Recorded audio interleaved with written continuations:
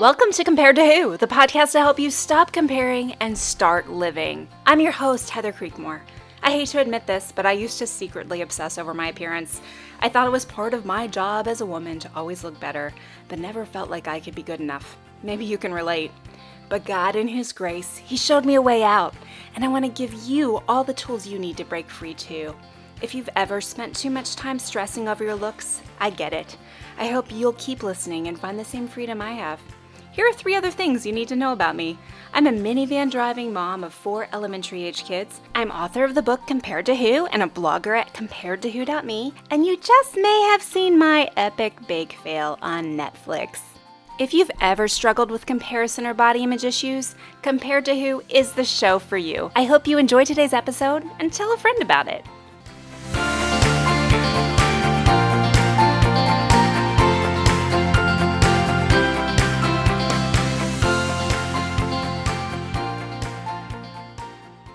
Hey, welcome to Compared to Who, the podcast. I am so glad you're listening. This is Heather Creekmore, and today we're going to talk about hustling.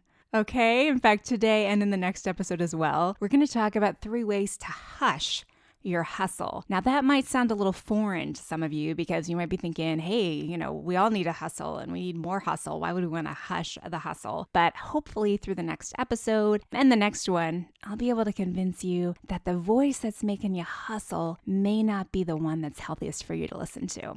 So what happened was this morning I was riding my spin bike and I was thinking about this whole concept of hustling. Like it seems like within the last 5 years or so, hustle has become the buzzword. We're hustling to grow our businesses. We're hustling to change our bodies. We're hustling to make more money. You name it. The key to living your dreams, it seems, is to hustle.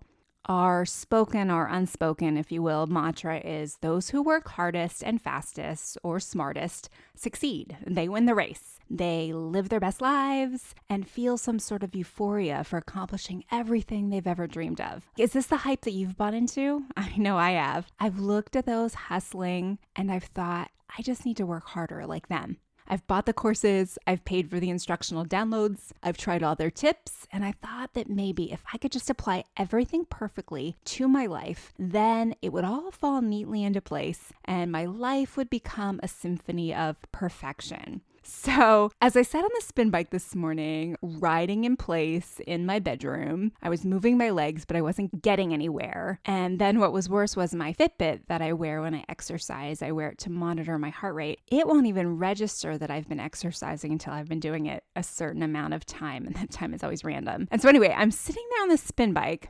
riding, not getting anywhere, and looking down at my Fitbit, which is telling me that I'd exercised for 0 minutes. And I started thinking about how hilarious the whole thing was. I mean, really, I'm sitting there working really hard, but according to all visible measures, I wasn't getting anywhere. I wasn't moving anywhere in my room. I was still riding in place, and my Fitbit wouldn't even give me credit for any exercise. What this made me think of was all the years that I have spent hustling and really not gotten anywhere. So friends, I was hustling before hustling was a thing. I spent my 20s hustling in politics. I was always trying to get better jobs, improve myself in my career. I also spent time hustling to get a better body because I believed that unless I got a better body, I'd never get married. Then as I got into my 30s, my career kind of settled a little more into place.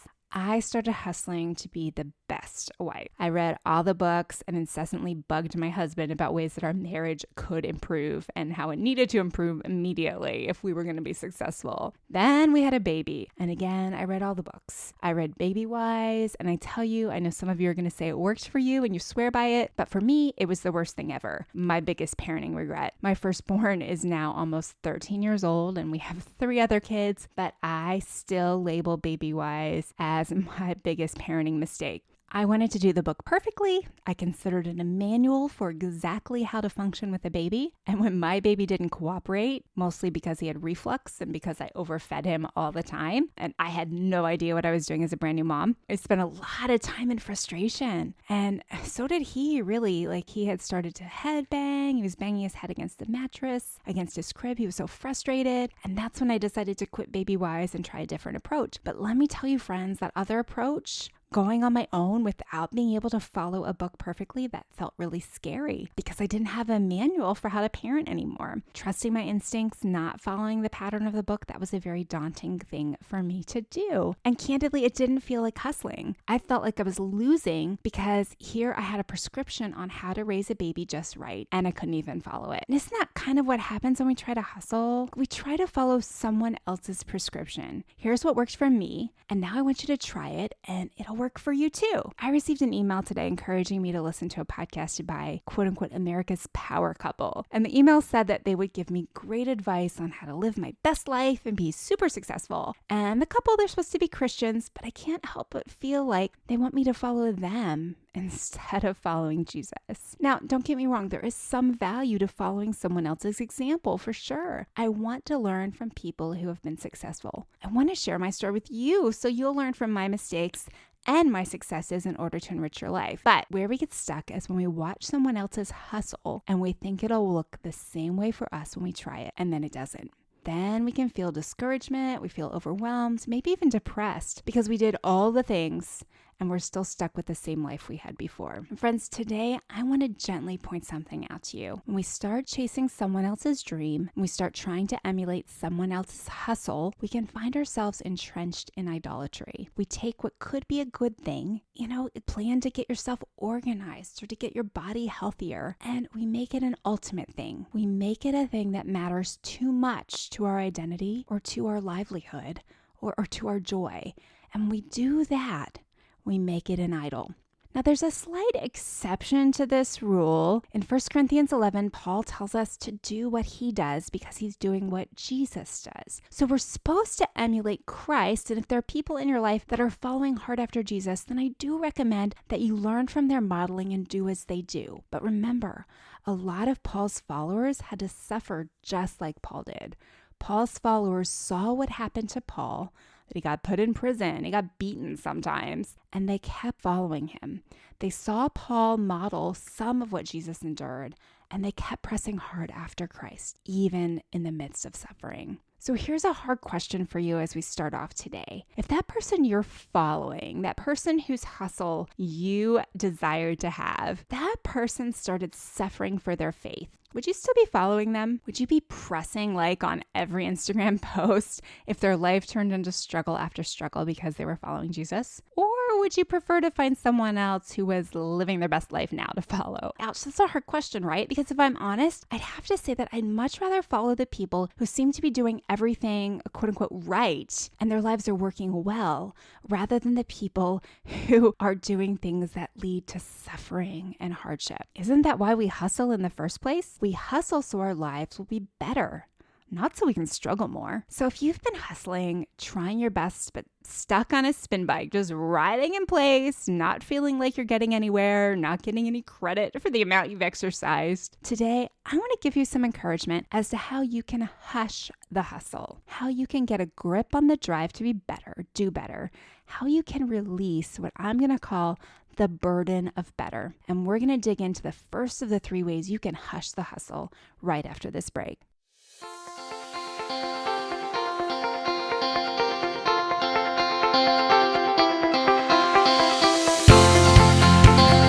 Body image been bogging you down for too long? It's time to get free, my friend.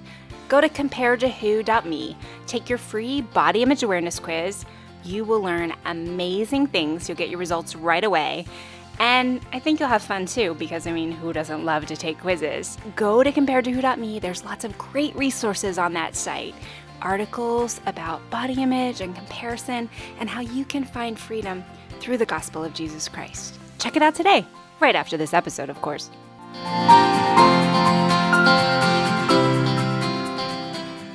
Welcome back. So if you've been hustling, today I want to talk to you about hushing the hustle. And we're going to look at the first of 3 ways you can do that. Because let's be honest, that pressure to hustle is everywhere, coming at us from all directions. You can't open your Instagram account without seeing someone recommending a new way you can hustle to do something that you desire to achieve in your life, right? So if you want to hush the hustle, it takes some intentionality. And here's number 1. First thing I think you need to do if you want to hush the hustle is you have to look at what you're measuring, okay? Okay, now follow me here. Is the way you measure your life as successful or unsuccessful the same way God would measure your life? If it's not, friend, then I'd encourage you to examine your life for idols. If the way you're measuring success is using the same standards that anyone who doesn't know and follow Jesus would use, then I'm afraid you may have lost track of what's important. Now, don't hear any condemnation in that at all, because it happens to all of us, myself included, like guilty number one, hand raised in the air. I have to regularly stop